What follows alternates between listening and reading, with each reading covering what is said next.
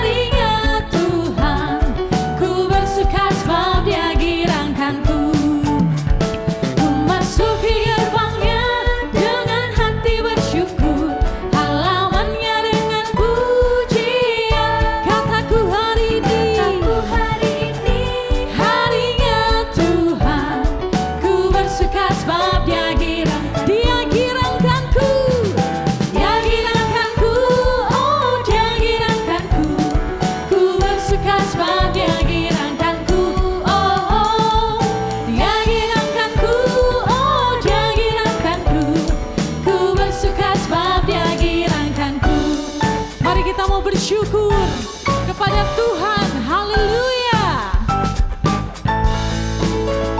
Ku masuki gerbangnya dengan hati bersyukur, halamannya dengan pujian. Kataku hari ini harinya Tuhan, ku bersuka sebab Dia girangkan, Dia girangkanku.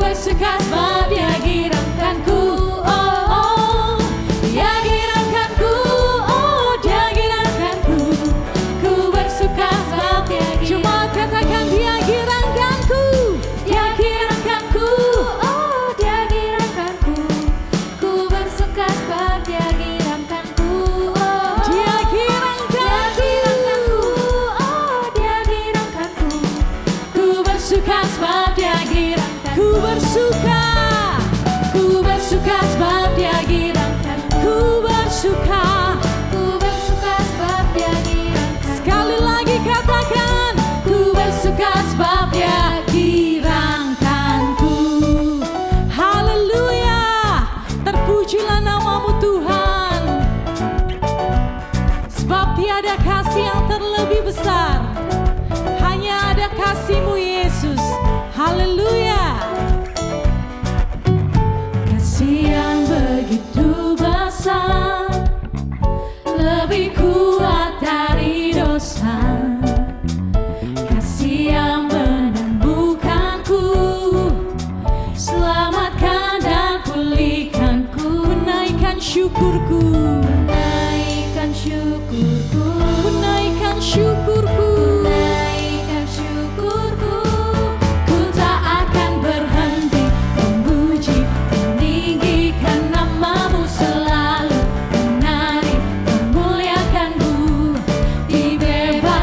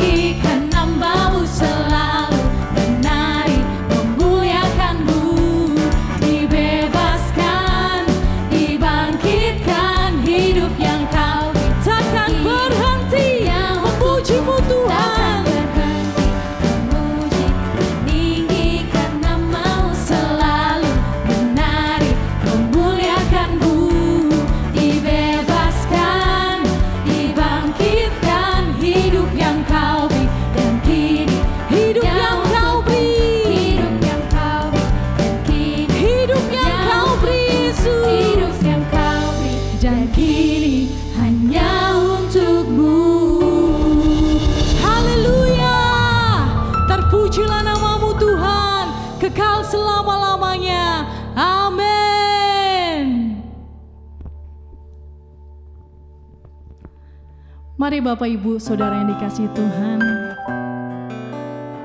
kita mau masuk di dalam firman Tuhan. Mari sama-sama kita mau menyembah Tuhan. Terima kasih Yesus. Walau terkadang kami tidak melihat jalan keluar Tuhan, tetapi hati kami mau percaya kepadamu Yesus. Terima kasih Tuhan.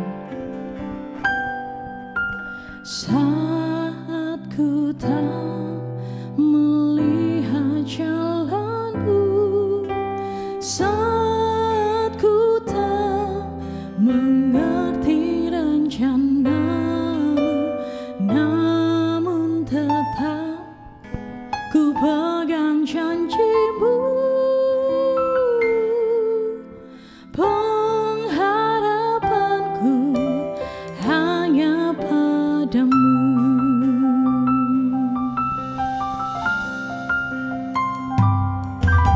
Saat ku tak melihat jalanmu, saat ku tak mengerti rencanamu, namun tetap ku pegang janjimu.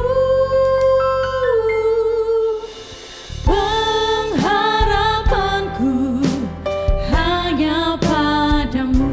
Kami mau katakan Tuhan, ku percaya, hatiku percaya,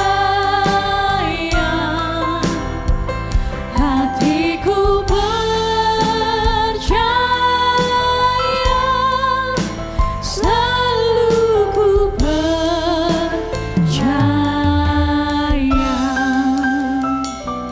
Biarlah pujian ini menjadi doa setiap kami Tuhan, bahwa kami mau percaya Tuhan kepadamu.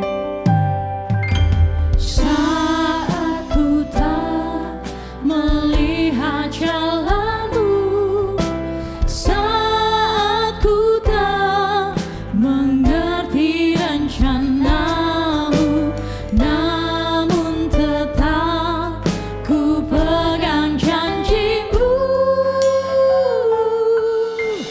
Pengharapanku hanya padamu. Hatiku percaya, hatiku percaya, hatiku percaya, kami mau percaya Tuhan. Percaya, selalu ku percaya. Dengan segenap hati kami katakan, hatiku percaya. Kami mau percaya kepadamu Yesus. Hatiku percaya,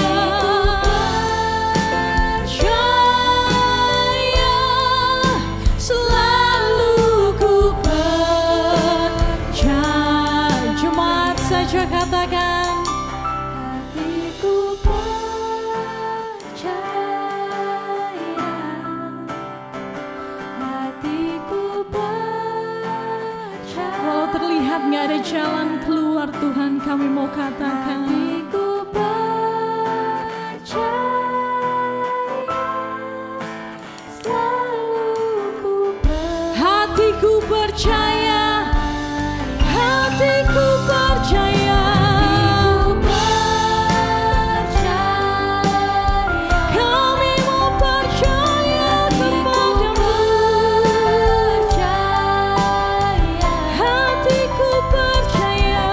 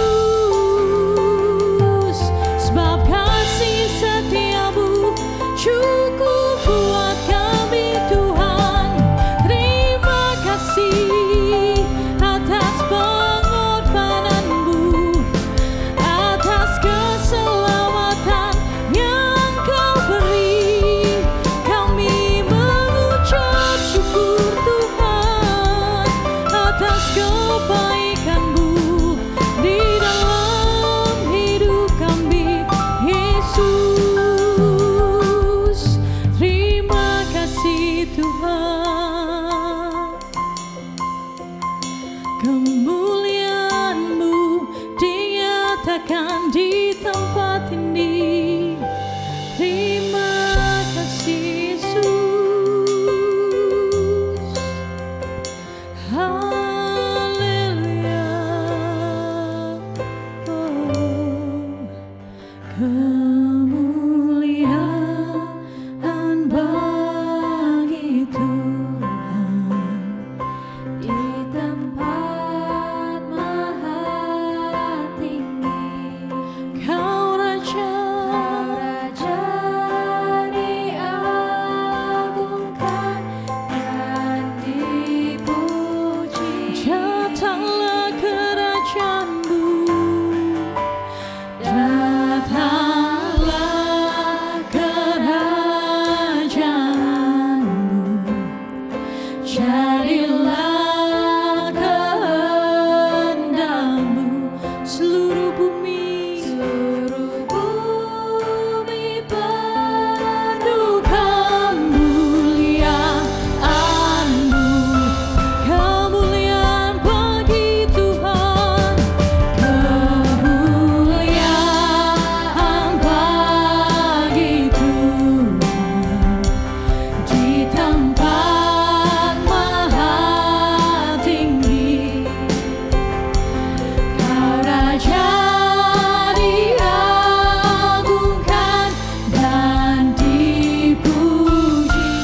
Datanglah kerajaanmu,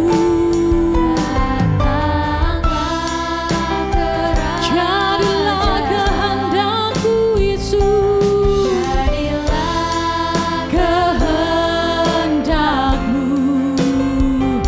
Seluruh bumi penuh kemuliaan-Mu. Kemuliaan bagi Tuhan di tempat maha tinggi. Kau Raja ditinggikan, Kau diagungkan dan dipuji. Datanglah kerajaanmu, datanglah kerajaanmu, jadilah kehendakmu. Seluruh bumi penuh kemuliaan-Mu.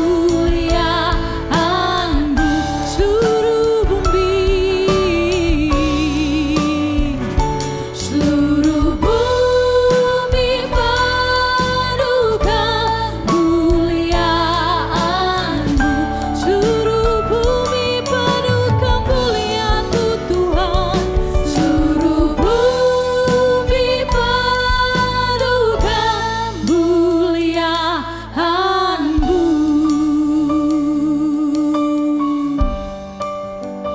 Haleluya.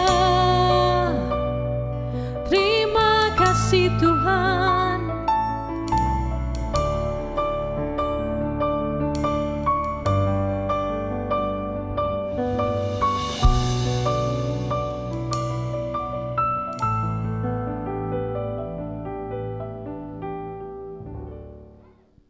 Yes, shalom, haleluya. Selamat hari Minggu yang berbahagia, yang penuh dengan semangat, yang penuh dengan antusias, yang penuh dengan berkat. Haleluya. Pada Minggu pagi ini tentunya ya selama kita hidup tidak luput dari persoalan, tidak luput dari permasalahan. Namanya juga orang hidup. Minggu yang lalu Pastor Vandi Stephen juga bilang, yang gak punya kebutuhan, yang gak punya masalah cuman orang mati. Selama kita hidup selalu ada persoalan. Tetapi yang pasti persoalan tidak akan menghancurkan kita. Persoalan itu ada supaya engkau dan aku dibangun makin hari makin luar biasa bersama dengan Tuhan. Haleluya. Colek kanan kirinya bilang gini, ayo semangat, semangat, semangat. Semangat ya, janji ya. Haleluya. Baik, sebelum kita masuk di dalam firman Tuhan, kita satu di dalam doa. Bapak terima kasih, kami bersyukur untuk hari ini. Terima kasih Tuhan, kami berterima kasih untuk sepanjang minggu. Penyertaan Tuhan tidak pernah putus-putusnya, tidak pernah habis-habisnya dan sempurna. Ini saatnya Tuhan, penuh dengan semangat kami mau menyambut firman-Mu. Kami memerlukannya. Karena kami mau menjadi orang-orang-Mu yang bukan hanya mempersembahkan mulut ritual ibadah, tetapi kami mempersembahkan tubuh kami. Menjadi persembahan hidup kudus dan berkenan kepada Tuhan. Kami gak mau kami capek jadi orang munafiknya Tuhan.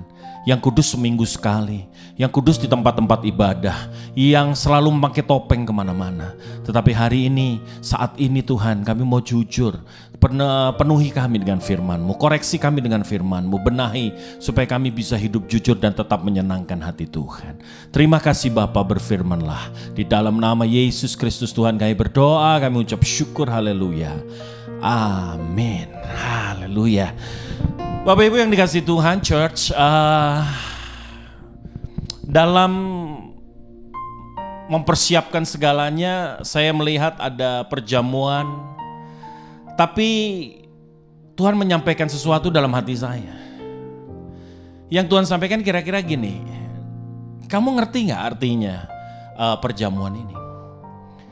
Kamu paham gak? Kemudian saya dibawa kepada pelayanan-pelayanan, dibawa kepada diskusi-diskusi yang herannya itu lebih banyak mendiskusikan hal-hal yang bahkan out of context daripada perjamuan ini. Perjamuan ini it's sebuah pengingat, it's a golden standard untuk mengingatkan kita kepada apa sih sesungguhnya Kristus itu. Apa sih sesungguhnya kekristenan itu? This is the golden standardnya. Tetapi banyak orang yang nggak paham, sehingga mereka tetap hidup seperti manusia dengan manusia lama mereka. Mereka hidup seperti hari-hari yang lalu. Mereka nggak pernah berubah. Mereka nggak pernah sungguh-sungguh masuk dan kemudian mengubah dirinya menjadi serupa dengan Kristus. Keserupaan dengan Kristus itu hanya sampai kepada doa kita yang diucapkan. Keserupaan dengan Kristus itu hanya sampai kepada saat kita mendoakan orang di ulang tahun, bukan hanya semakin tua, makin lama makin serupa dengan Kristus. Tetapi kita sendiri sesungguhnya tidak pernah menjadi seperti serupa dengan Kristus. Apa yang salah? Apa yang tidak dimengerti sebetulnya? Nah, pada pagi hari ini, minggu ini, Tuhan ingatkan kepada saya untuk bicara mengenai satu hal.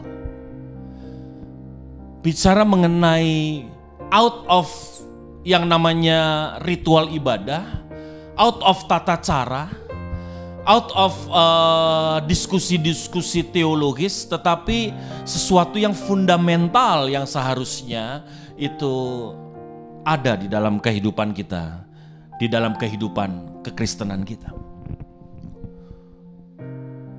Saat saya diundang ke satu komunitas yang baru, maka saya akan selalu bicara hal ini.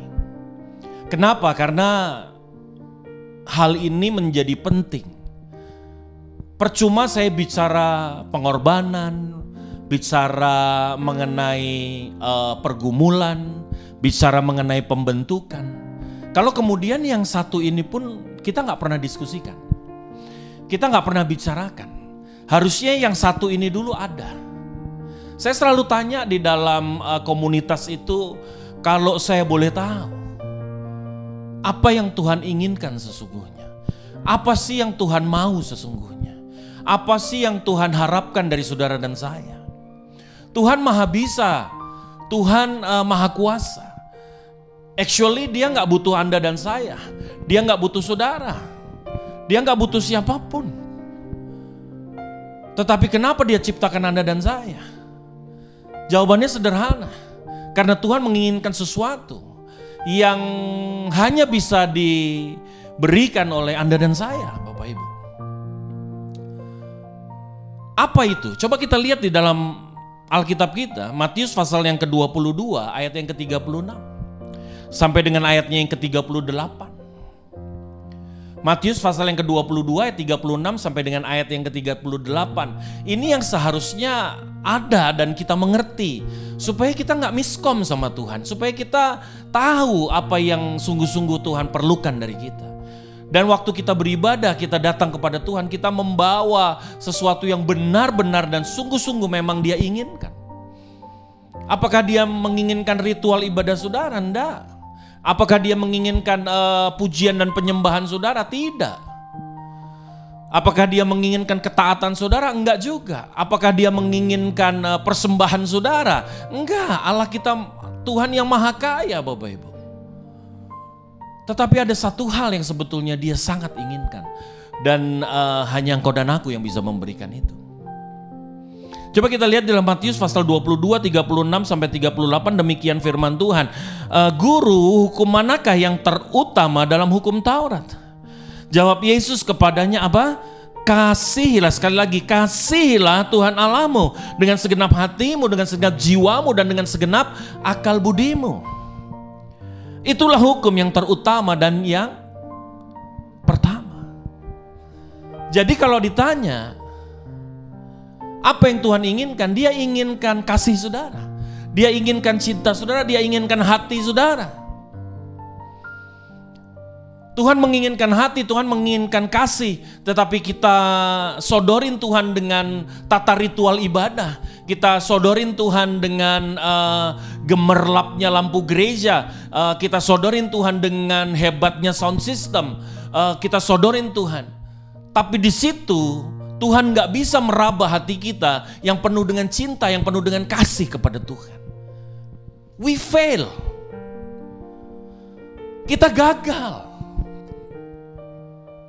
Karena waktu Tuhan ditanya, kenapa engkau mengaruniakan Kristus? Kenapa Kristus ada buat Anda dan saya? Jawabannya cuma satu, karena begitu besar kasih. Jadi sebetulnya antara saudara dan saya, dan antara saudara saya dan Tuhan, sebetulnya cerita hidup kita adalah kisah cinta, Bapak Ibu. Kisah kasih antara kita dengan Tuhan. Bukan kisah seorang hamba dan raja yang duduk di tahta dan kemudian begitu jauhnya. No. Enggak. Adanya Kristus itu membuat kisah kasih itu terjalin kembali. Tuhan menginginkan kita mengasihi Dia. Tapi berapa dari kita yang membawa hati kita? Kita banyak membawa ritual ibadah. Kita banyak membawa persembahan-persembahan. Kita mulai sibuk hitung perpuluhan. Kita mulai sibuk atas segala apa yang kita lakukan kepada Tuhan. Kalau itu tanpa kasih, maka semuanya akan menjadi sia-sia. Semuanya gak ada gunanya. Apakah pujian penyembahan gak penting, Pak? No, sangat penting. Tetapi pastikan dasarnya benar. Bukan karena ritual, bukan karena tata ibadah. WL suruh angkat tangan. WL suruh berbahasa roh. Dituntun dengan hanya sekedar kita baca teks tanpa kita memaknai sungguh-sungguh apa yang kita nyanyikan. Apa yang kita nyanyikan sesungguhnya itu bukan hati kita. Banyak orang nyanyi lihat ke depan, dibimbing oleh teks, tetapi pikirannya kemana-mana, hatinya kemana-mana. Church, berhenti dengan ini. We fail. Kita gagal. Apakah ketaatan gak penting? Penting. Tetapi pastikan dasarnya benar. Pujian penyembahan penting, tapi pastikan dasarnya benar. Persembahan itu penting, tetapi pastikan dasarnya benar. Dasar yang benar cuma satu, apa? Karena kita mengasihi Tuhan. Waktu engkau dan aku mengasihi Tuhan, jangan ngomong soal ketaatan. Engkau lebih daripada orang yang taat, Bapak Ibu. Orang yang taat, dia datang sama saya dan dia mulai bilang, Pak, Kalau uang makan, uang transport kena perpuluhan nggak ya? Saya sedih loh dengar pertanyaan itu.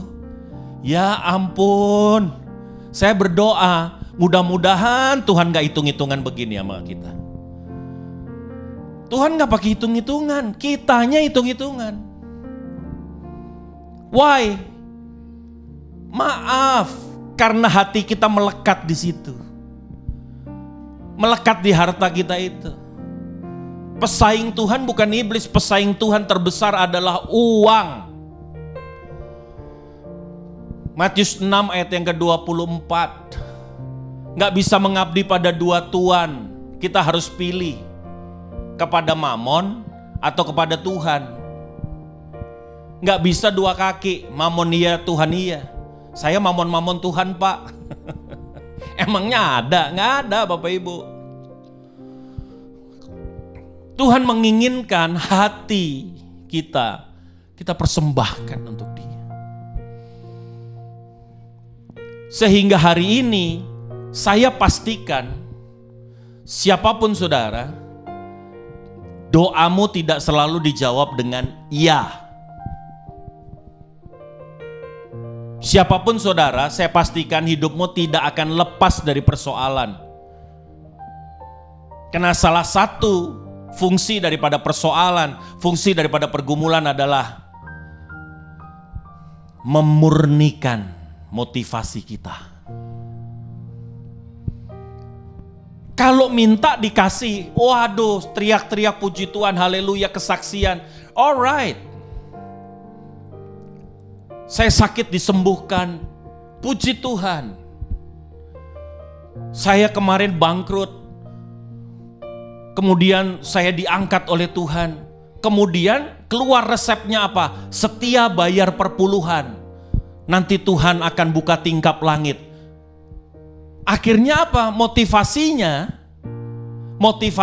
adalah bukan lagi karena mencintai mengasihi Tuhan, tetapi motivasinya supaya dapat lebih. Motivasinya keuntungan. Hubungannya transaksional antara kita dengan Tuhan. Coba saudara pikir hari ini, apakah itu menyenangkan Tuhan? Pikir sendiri. Kalau Tuhan itu saya terhadap orang-orang yang transaksional seperti ini, berkenankah engkau dengan Dia? Akhirnya waktu apa yang kita harapkan enggak kemudian muncul dan terjadi, what will happen? Kecewa.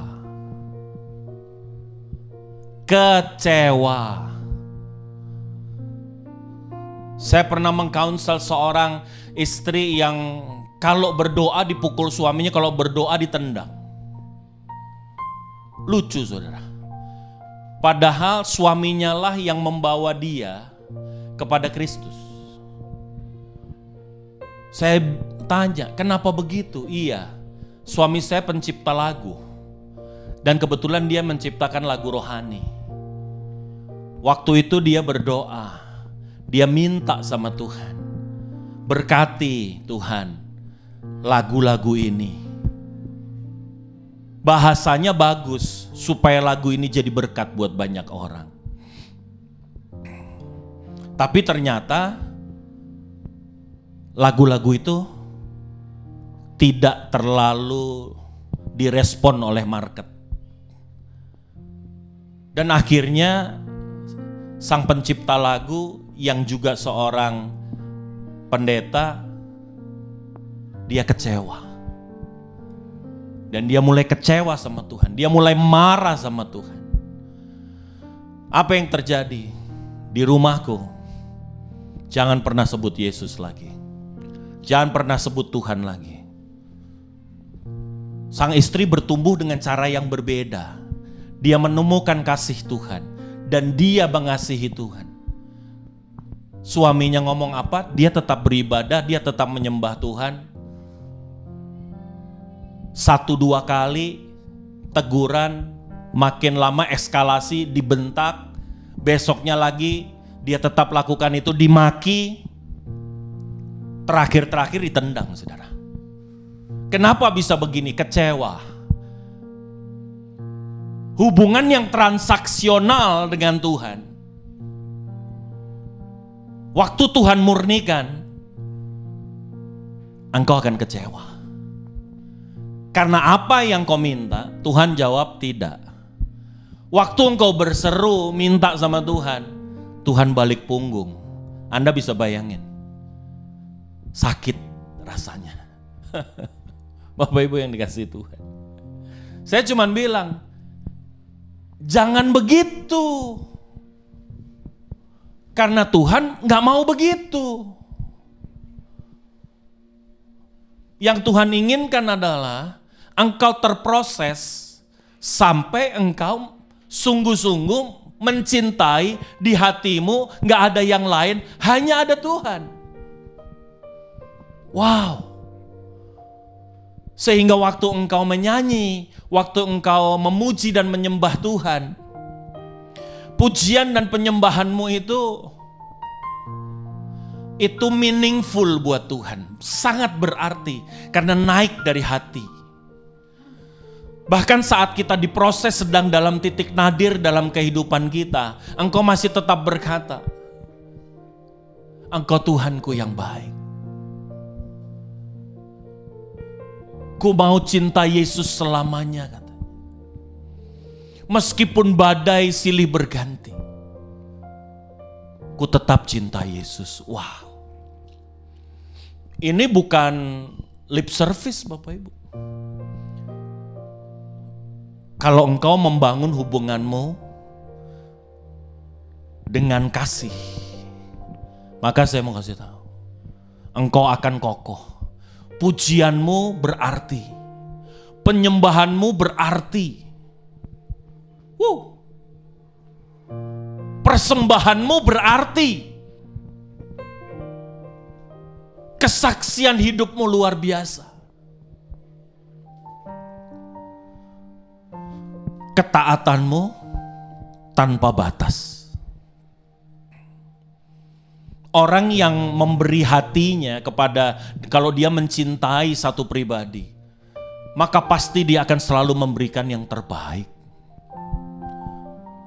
Sekarang bayangin, di gereja-gereja masuk ke kolekte itu sebetulnya uang-uang yang sudah ditukar di, mohon maaf, di supermarket, di warung-warung, Bapak. 100.000, aduh pecah dulu deh. Jadi 10.000. Kalau 100.000 kegedean kayaknya kalau untuk kolekte. Coba pecah dulu deh. Ini jadi kebiasaan. Jujur, frankly speaking, saya dulu begitu. Sebelum aku mengenal Tuhan dengan sungguh-sungguh. Begitu mau, waduh, mampir dulu warung, tuker.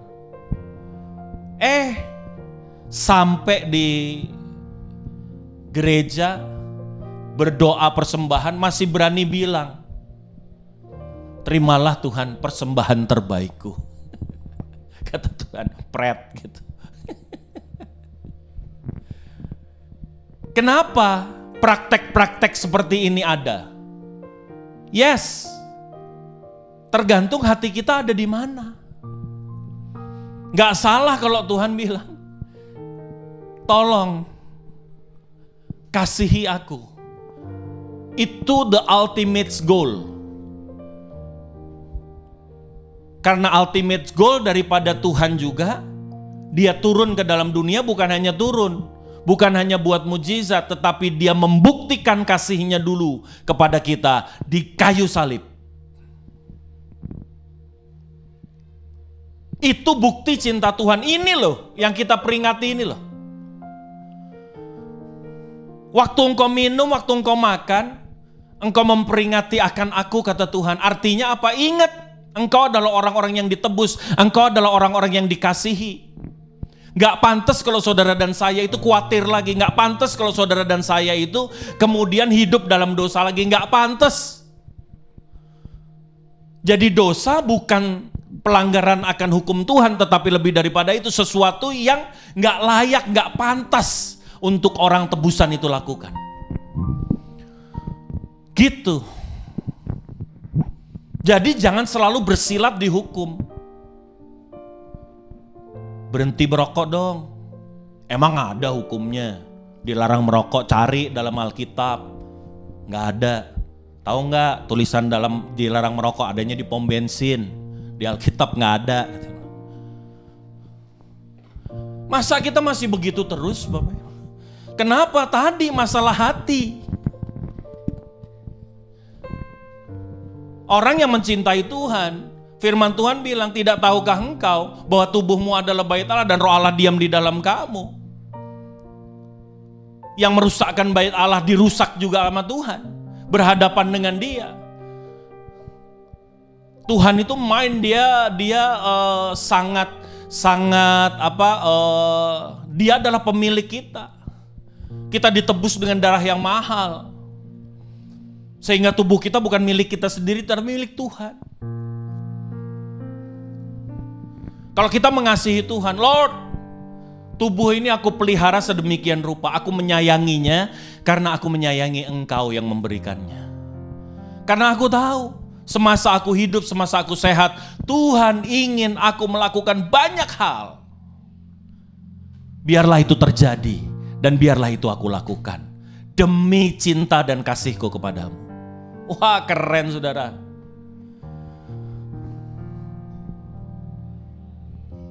Saya sedih kalau dengar ngomongnya cuman cara, ritual. Ini itu karena perbedaan ritual, karena perbedaan cara. Coba kita lihat di dalam Hosea pasal yang ke-6, ayatnya yang ke-6 Bapak Ibu. Hosea pasal 6, ayatnya yang ke-6. Demikian firman Tuhan, sebab aku Tuhan menyukai apa? Kasih setia dan bukan korban sembelihan, dan menyukai pengenalan akan Allah lebih daripada korban-korban bakaran. Tuhan menginginkan berhubungan pribadi dengan kita. Tuhan ingin sekali engkau mengenal Dia secara pribadi. Tuhan mau, Tuhan ingin, Tuhan rindu. Yang kita permasalahkan, gimana cara bakarnya? Korban persembahannya gimana? Korban bakarannya gimana? Ritualnya gimana? Caranya gimana? Stop. Bring your heart. That's what He need from you and me. Makanya capek jadi orang munafik. Kalau lagi ada di dalam gereja, waduh, udah dah. Malaikat juga minder. Giliran kita di luar, iblis minder. Orang yang mengasihi Tuhan, dia jaga. Ada tidak ada yang lihat. Dia gak tergantung forumnya apa. Dia jaga lisannya, dia jaga tulisannya, dia jaga sikapnya, dia jaga tutur katanya. Oleh sebab itu Anda dan saya hari ini, engkau diciptakan bebas memilih. Kenapa? Karena pribadi yang diharapkan mencintai, dia harus punya kebisaan untuk memilih. Makanya hari ini Bapak Ibu yang dikasihi Tuhan, engkau dan aku bebas memilih. Bebas. Anda pilih mau beribadah, bebas. Engkau mau pergunakan uangmu untuk senang-senang atau untuk membantu orang yang susah, bebas. Tuhan gak akan campur tangan di situ, Tuhan gak akan intervensi. Tuhan hanya akan melihat respon saudara dari pilihan saudara. Dari pilihanmu, Tuhan akan melihat kualitas hatimu. Percayalah. Bisa dia intervensi? Bisa. Buktinya Firaun diintervensi kok. Dikeraskan kok hatinya. Tapi dia tidak akan pernah mau untuk Anda dan saya.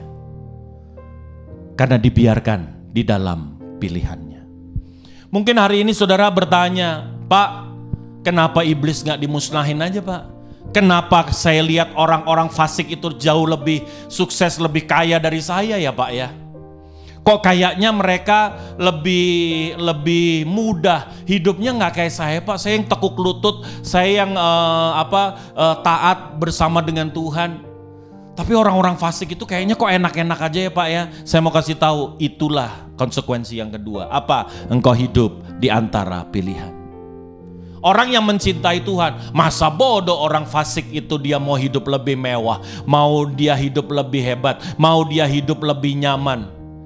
Tetapi buat aku adalah, aku akan selalu melakukan yang terbaik untuk Tuhan. Aku akan selalu dan senantiasa melakukan yang terbaik dan hanya yang terbaik untuk Tuhan. Aku gak akan melakukan yang lain. Kalaupun orang fasik itu bisa menikmati hasil kefasikannya, aku tidak akan masuk di situ. Demi cintaku kepada Tuhan. Kalau saudara tanya sama saya, kok saya mau dari pilot keluar, kemudian saya jadi pendeta, apakah gaji pendeta lebih besar? Tidak. Karena bukan itu motivasi di dalam hidupku. Karena yang minta itu adalah pribadi yang paling aku kasihi. Oleh sebab itu Bapak Ibu yang dikasihi Tuhan, mari mulai hari ini kita mulai belajar bawa hati kita. Tuhan gak butuh ritual ibadahmu. Tuhan gak butuh uangmu. Tetapi kalau engkau mempersembahkan waktu engkau menyanyi, waktu engkau mempersembahkan pujian penyembahan, pastikan ada hatimu di sana.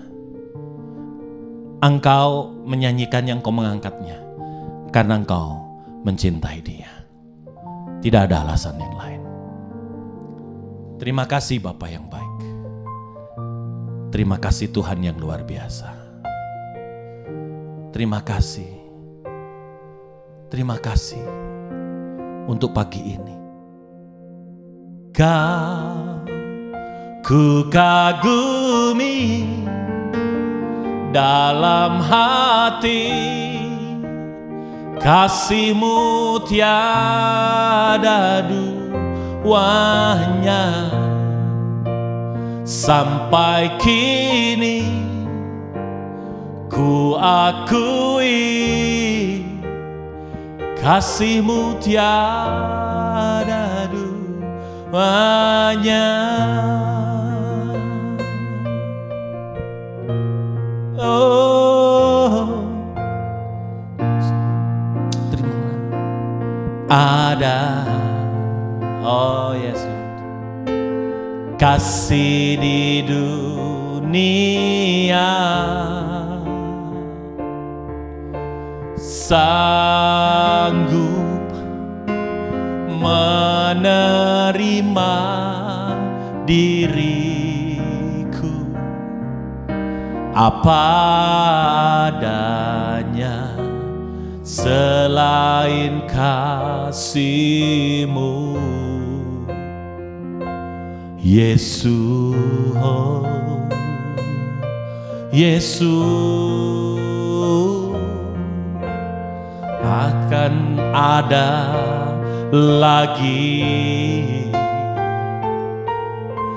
kasih seperti ini, sanggup mengubahkan diriku menjadi baru, selain kasih-Mu. Yesus, oh,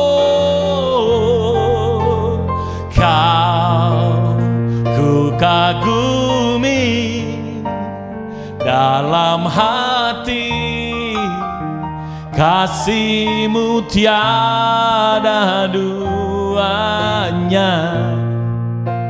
Sampai kini ku akui kasih-Mu tiada duanya. Ku kagumi, yes, dalam hati, kasih-Mu tiada duanya. Sampai kini ku akui, kasih-Mu tiada duanya. Amin. Kasih-Mu tiada duanya, Lord. Kasih-Mu tiada duanya. Seraya Engkau mempersiapkan roti dan anggur, Bapak Ibu, camkan lagu ini. Kasih Kristus memberikan kepadamu dan kepadaku kesempatan kedua. Dia mengubahkan engkau dan aku. Kasih yang gak ada duanya. Ambil roti dan anggurmu. Let's celebrate that love, that kind of heart yang mengubahkan kita, yang menebus kita. Let's celebrate. Layakkan kami Tuhan, ambil bagian dalam perjamuan. Aku yang memimpin umat-Mu yang hari ini angkat roti, yang sebentar akan masuk dalam perjamuan Tuhan, makan roti dan minum anggur. Perjamuan ini adalah bukti keseriusan Tuhan. Waktu Engkau berkata, karena begitu besar kasih-Ku, maka Aku mengaruniakan anakku yang tunggal, supaya barang siapa percaya, mereka tidak binasa, melainkan beroleh hidup yang kekal. Angkat roti di atas kepalamu. Sebelum Yesus diserahkan, malam itu Dia mengambil roti, Dia mengucap syukur, dan Dia memecah-mecahkannya. Kemudian Dia berkata, inilah tubuhku yang terpecah bagi kamu. Ini adalah tubuh yang akan menjadi satu dengan tubuhmu. Kalau itu imanmu, makanlah.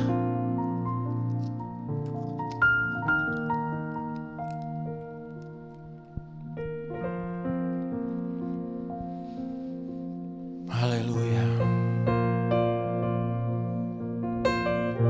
Tubuh itu mulai menyatu dengan tubuh kita. Dan kemudian Dia mengambil cawan dan Dia berkata, cawan ini adalah perjanjian yang dimateraikan oleh darahku. Perjanjian ini baru, dimateraikan oleh darah Kristus. Darah ini akan menjadi satu dengan darahmu, menyucikan engkau, membayar segala dosamu. Inilah bukti cintanya. Dia curahkan tubuhnya, Dia curahkan darahnya, supaya waktu engkau makan dan minum, maka engkau memperingati kematian Tuhan sampai Dia datang. Kalau itu imanmu, minumlah di dalam nama Yesus Kristus Tuhan. Oh, haleluya. Haleluya. Oh.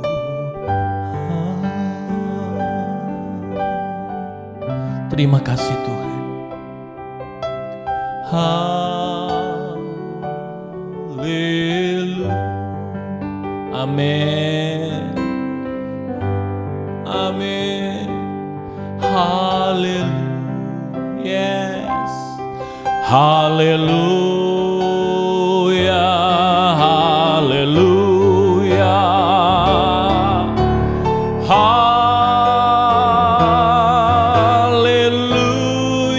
Ucapkan syukurmu, ucapkan syukurmu Bapak Ibu. Naikkan, ayo belajar naikkan, persembahkan hati kita. Persembahkan hati kita. Haleluya. Haleluya.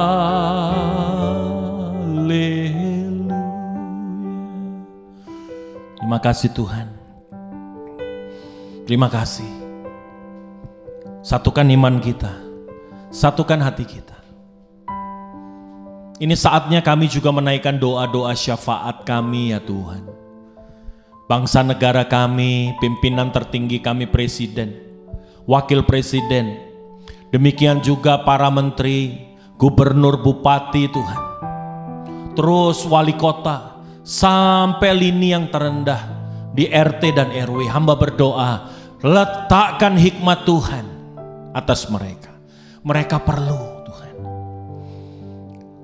Persoalan bangsa ini kompleks, mereka perlu hikmat Tuhan. Dan pada hari ini, pagi ini kami datang kepadamu, membawa segenap hidup kami ke dalam tangan kuat kuasa Tuhan. Yang sakit, mari Tuhan, Engkau jamah Tuhan sembuhkan. Yang berbeban berat, Tuhan Engkau hiburkan. Yang berduka Engkau kuatkan, beri ketabahan dan keikhlasan. Sehingga Bapa di dalam sorga, pada masa-masa sulit, di dalam pergumulan dan tantangan, tidak ada satupun iman yang gugur daripada anak-anak-Mu. Kami mau berdoa untuk umat-Mu pada hari ini Tuhan. Apapun persoalan mereka, hamba menggandeng tangan di dalam roh kami. Kami gandeng tangan mereka, aku gandeng tangan mereka. Kami menyatukan iman kami dengan mereka. Hari ini ada doa-doa pribadi yang dinaikkan. Tuhan, hamba berdoa in the name of Jesus, belas kasihan turun. Turun Tuhan, apapun keperluan mereka. Terima kasih Bapa. Kami naikkan seru doa permohonan kami hanya dalam satu nama, Tuhan Yesus Kristus, Tuhan dan Juru Selamat kami, yang mengajarkan kami berdoa. Bapa kami yang di sorga, dikuduskanlah namamu, datanglah kerajaanmu, jadilah kehendakmu di bumi seperti di sorga. Berilah kami pada hari ini makanan kami yang secukupnya. Ampuni kami akan kesalahan kami seperti kami juga mengampuni orang yang bersalah kepada kami. Jangan membawa kami ke dalam pencobaan, tapi lepaskan kami daripada yang jahat. Karena Engkau yang punya kerajaan, kuasa, dan kemuliaan sampai selama-lamanya. Kekasih Kristus, permata hatinya Kristus pulang ke dalam keseharianmu. Kebajikan, kemurahan Tuhan mengikuti engkau seumur hidupmu.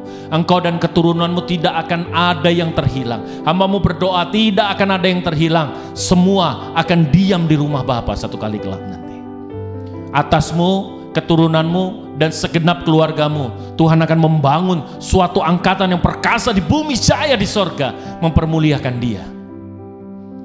Turunlah berkat kasih karunia daripada Allah Bapa, kasih cinta Tuhan Yesus Kristus, penyertaan, kekuatan, penghiburan daripada Roh Kudus, itu terus akan menjadi bagianmu mulai hari ini dan sampai selama-lamanya. Di dalam nama Yesus Kristus Tuhan, kami berdoa, ucap syukur, umat percaya, umat diberkati menyambut Bapa. Terima kasih Bapa, terima kasih. Angkat pujianmu. Bapa, terima kasih. Bapa di dalam surga, ku berterima kasih. Umat percaya diberkati, katakan amin. Ingatlah, ibadahmu tidak pernah selesai, hanya persekutuanmu yang saat ini sudah usai. Pulang ke dalam keseharianmu, jadilah berkat di tengah-tengah kehidupanmu. Stay healthy and stay share. Tuhan memberkati kita.